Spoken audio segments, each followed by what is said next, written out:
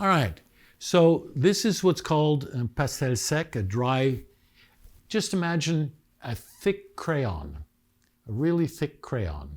It's pastel with oils in it, and it actually works like that. The advantage is that you actually see texturing in it. It really textures. It's more gestural in use. That means it's much easier to use. And as children, we played with crayons, so we're used to playing with this kind of material. The disadvantage of that is that the colors take forever to dry. This is not the typical pastel that is powdery. This is oil pastel, so it's solid, but you see clumps in it.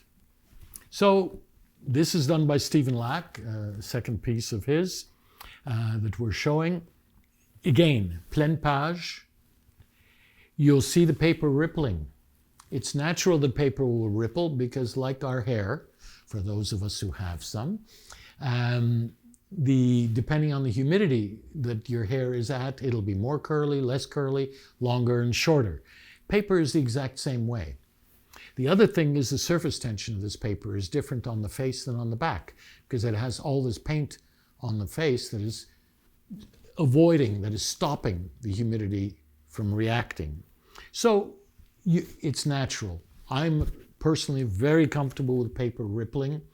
I don't need it to be flat. Something that I hadn't mentioned before, and it's important that it be known, is that paper, if you wanted to flatten it, the only way to flatten it is by gluing it down to a substrate. There are a variety of ways to glue it down. There's dry mount, there's wet mount, there's blah, blah, blah. A whole slew of different ways of doing it. The thing is, with an original work of art, if you do that, you've knocked the value down by at least 1/3, because it's not the way the artist created it. So you've changed it. And that has a penalty attached to it in terms of its financial value. So again, I'm very comfortable with rippled paper. Shadow box, the same way as we've mentioned before. This is natural cherry. I wanted something that repeated the reds that were in here. It's more orange, but I didn't want anything that was strong red that would then compete with that.